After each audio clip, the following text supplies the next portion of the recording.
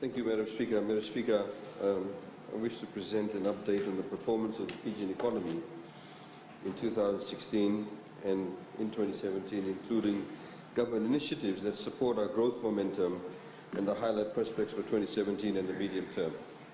But also, Madam Speaker, as the philosophy of Fiji First is to empower ordinary Fijians. Madam Speaker, the wisdom of the Fiji First government lies not in making all the decisions for its people, but in creating the conditions that allow Fijians to seize those opportunities to improve themselves, to create, to grow, and to contribute to building a nation that is more prosperous, more just, and more modern every day. Madam Speaker, we have repealed and revised our Fijian laws to promote inclusive development and support investor confidence. We are investing in education and working to close the skills gap through technical colleges. We are modernizing the civil service to improve access to and delivery of government services. We continue to invest heavily in infrastructure, roads, bridges, and jetties, including footpaths and street lighting. We are charting new air links to increase connectivity to the world and visibility to investors. We are connecting Fijians to the grid electricity. We have taken further steps to develop Itauke land to benefit resource owners and ordinary Fijians. We are providing metered, safe drinking water to Fijians and empowering them with social protection programs. We are also introducing new laws to improve the workers' rights and, of course, securing our FNPF. Madam Speaker, government is doing what it should do, investing in the enablers that will support Fijians to fully participate in the economy and draw in genuine investors, both domestically and internationally, that share the Fijian government's vision for inclusion and sustained growth and development. Madam Speaker, despite the destruction of Tropical Cyclone Winston, the Fijian economy is estimated to have expanded by 2% in 2016. This means that the Fijian economy has recorded 7 years of consecutive economic growth, seen only once before in the post-independence era, which was in the 1970s. For 2017, the economy is forecasted to accelerate to 3.6% growth. If positive growth of the economy is again achieved, this will become the longest period of sustained economic growth since independence. Madam Speaker, 2018 and 2019 also looks promising, with the economy projected to grow by 3%. And if achieved, Fiji will register 10 years of consecutive economic growth.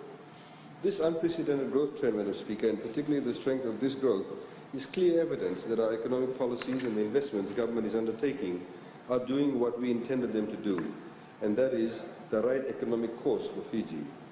Madam Speaker, the current economic expansion is driven both by public and private sector activities, and we must sustain this growth momentum.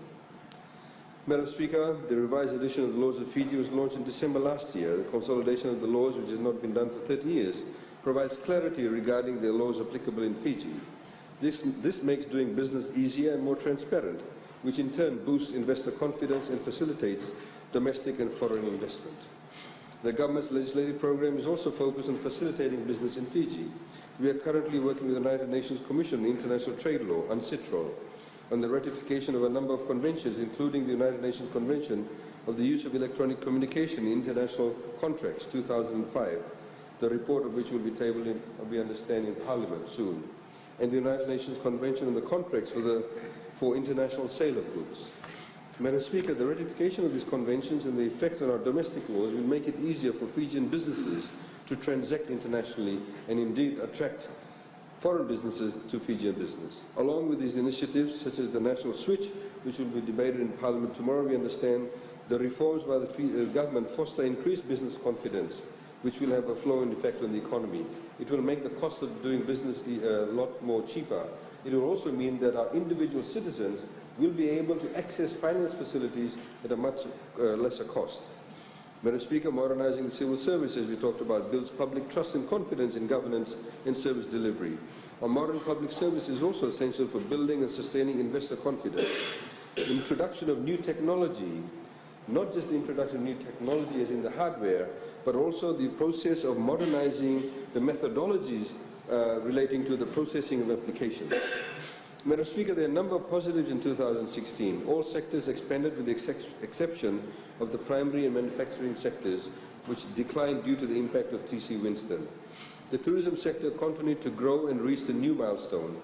Arrivals reached a new record of 792,320 persons, which was 5% higher than 2015. While visitors from one of our traditional sources, Australia, dipped slightly, new highs were recorded for New Zealand and China, which grew by 18.3% and 22.2% respectively. For the visitor economy, we introduced direct flights to Singapore in April last year.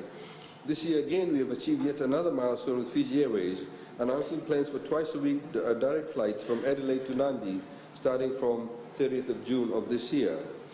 With the launch of the fourth Australian route after Sydney, Brisbane and Melbourne, we will now see our expansion from the eastern seaboard of Australia into the centre of Australia, which will provide a new catchment area.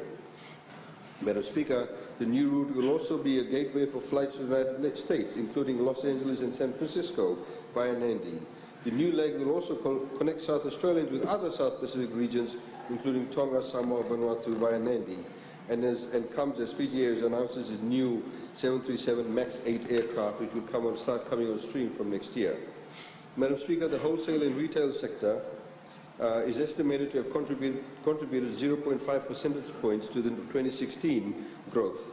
Feedback from the Reserve Bank of Fiji's retail sales survey revealed that businesses expected retail sales to grow in excess of 8% in 2016.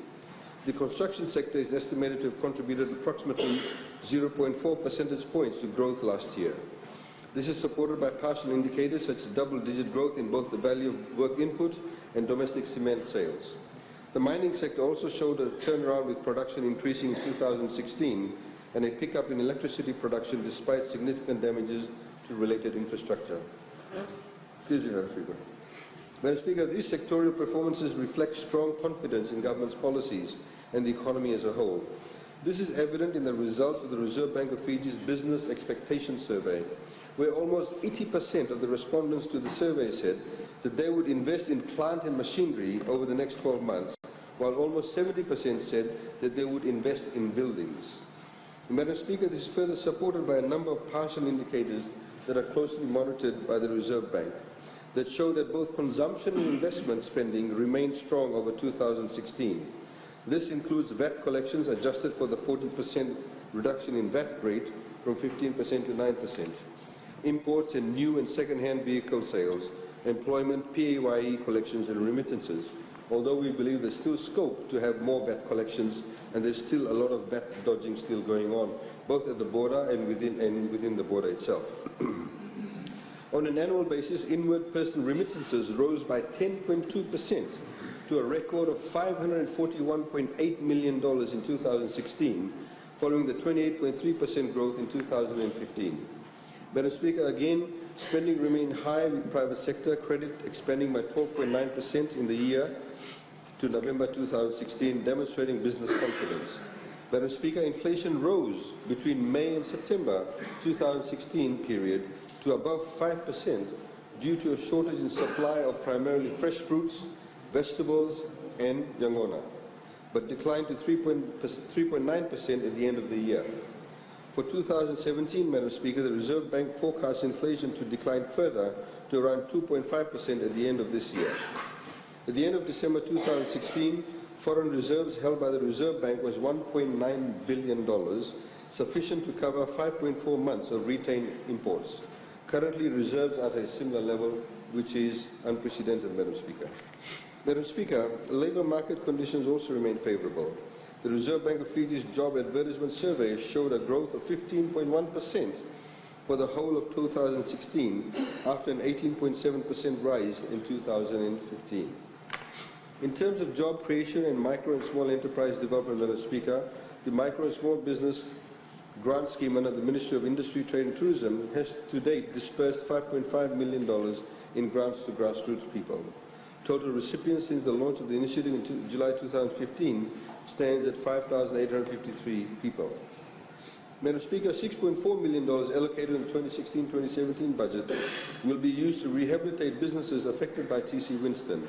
$2.2 million will be disbursed to assist 2,508 affected grant recipients.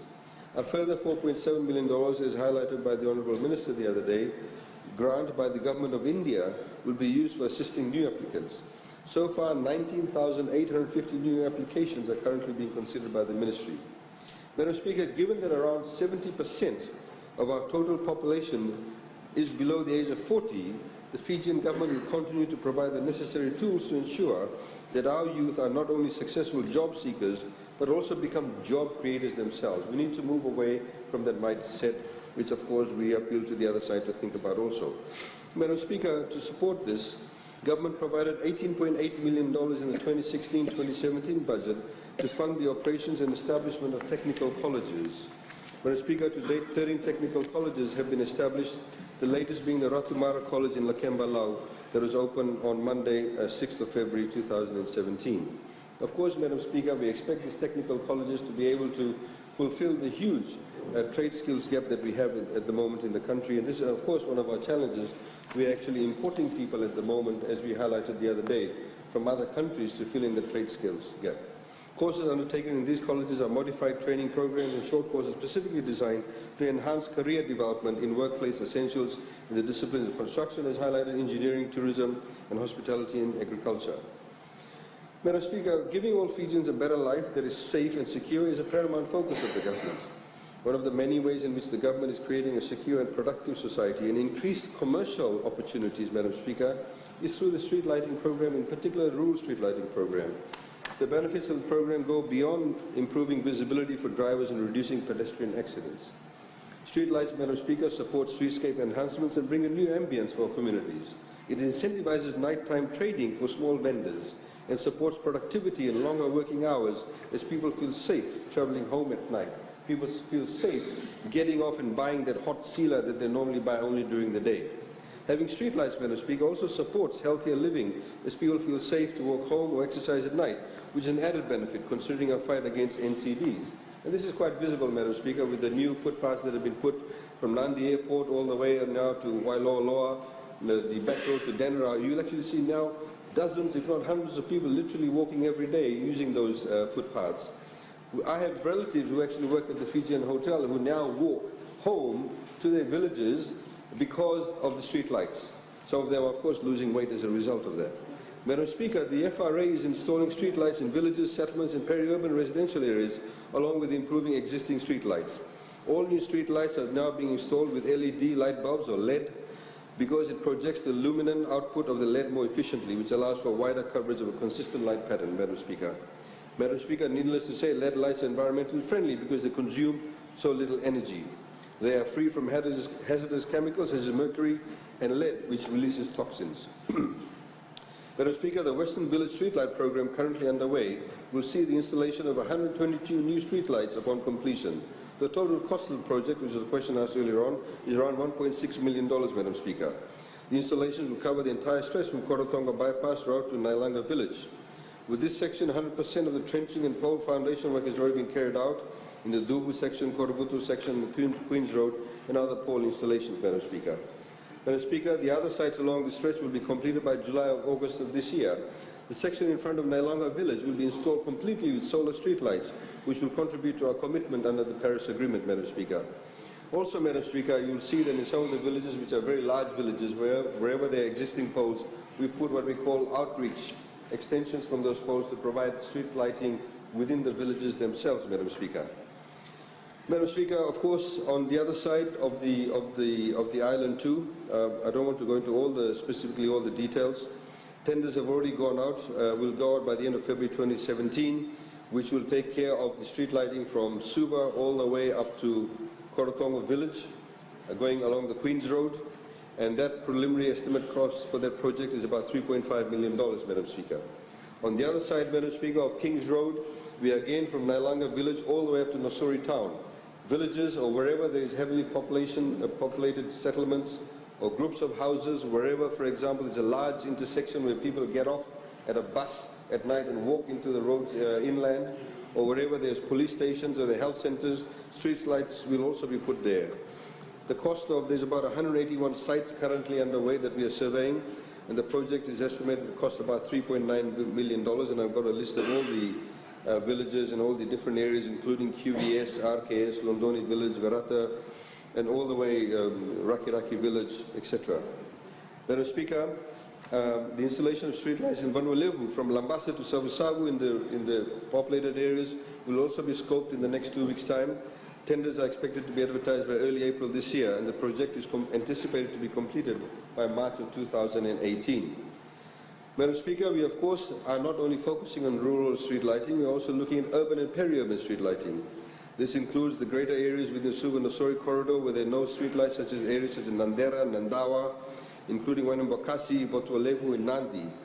Madam Speaker, the scoping works for these areas will be carried out in the next 2 weeks, and tenders are expected to go out by April of this year, and the project is anticipated to be completed in March 2018. We have, Madam Speaker, given out streetlight maintenance contracts to a number of companies. All of them are local companies that are actually benefiting from this outsourcing of work. At the same time, however, Madam Speaker, we are looking at a expression of interest for innovative street lighting proposal for Fiji, and we are open to innovative financing and funding models. And we've been talking to international partners about this, looking at public-private partnerships where you build, own, operate and transfer these street lighting. In fact, the state of Orissa in India has done it very successfully, where in fact companies have come in, they've installed the street lights at no cost to the government, but the electricity bill that they used to pay is what they get paid, depending on the efficiency of the lighting system. We're also talking to Osram and Philips. A number of these people are in fact interested in coming into Fiji. We expect, Madam Speaker, to double, or almost double, the number of street lights that we have. We currently have about 8,750 street lights. Some of them are not working very well, up to 20,000. 30% of these lights will be, street lights will be solar, and all lights will be LED.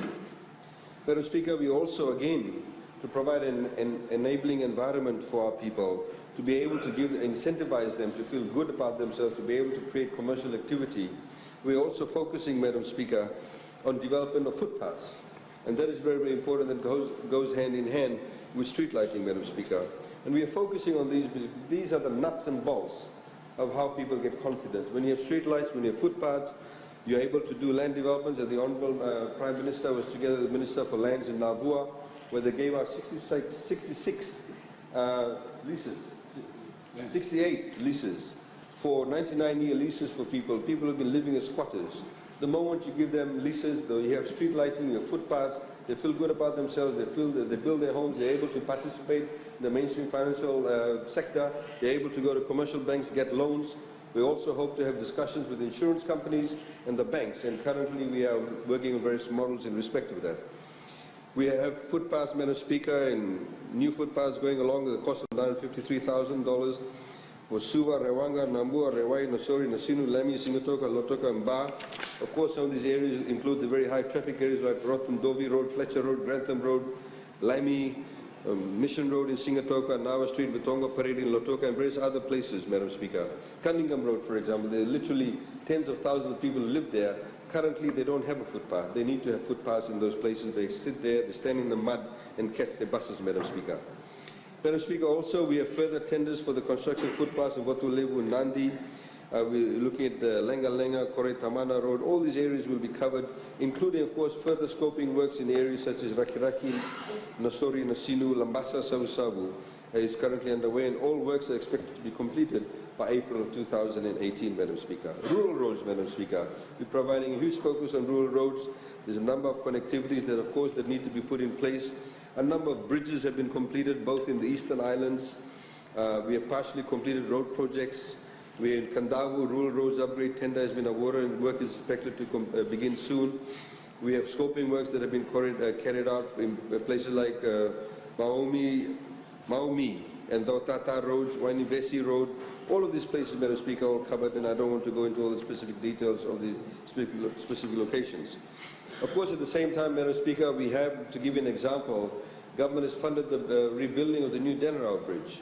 Now, we are also, as part of that, we're going to have a bus bay built on the opposite Denarau Island side. So ordinary transportation, people who run minibuses, people who run ordinary buses, people who come in their private cars can get dropped off there, so people can actually walk onto the island. There will be a bus bay created in that area. So these are the kind of long-term opportunities we are looking at, where private sector participants can also participate, small businesses can also participate by creating the right infrastructure. A lot of new bridges have been done in Vunindolo, Vuniwaiwai, Lomawai, Dongeloa. They've all been valued about $16.5 million, Madam Speaker. As you know, a lot of bridges were damaged in Ovalau because of Cyclone Winston. They have been completed. The Penang Mill Bridge was repaired at a cost of $700,000. Tamavai Vai Bridge, $1.5 billion, Madam Speaker. Madam Speaker, at the same time, we are working on other bridges and other crossings throughout Fiji. Rural water supplies, Madam Speaker. As we know, that water is very essential. We are working on a number of projects. A number of projects have already been completed, including rural electrification. Rural electrification, Madam Speaker, is very critical. When rural electrification expands, the grid is expanded, you have villages who can now have their own freezers, they have cooler boxes, they catch their fish, they have the ability to negotiate with third parties to be able to sell their fish as long as it's not poisonous fish.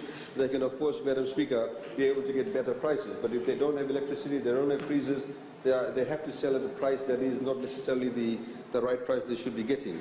And I have a whole list of rural electrification projects, Madam Speaker, that have been put in place. And they'll be completed, Madam Speaker, in the next few months. A lot of these have been languishing within the system. We, of course, have the Warambitia project, the Lawaki Saweni project, Elevuka in Vunda, and Yandua in Nanroga. These are the Itauke land development projects that we had announced earlier on. They're going ahead full steam, Madam Speaker. And there's a few more that's come online too, and we'll be revealing those details again. Social protection programs to the Ministry of Social Welfare, Madam Speaker, that of course is continuing, and we have literally 22,700 households with the care and protection allowance benefits.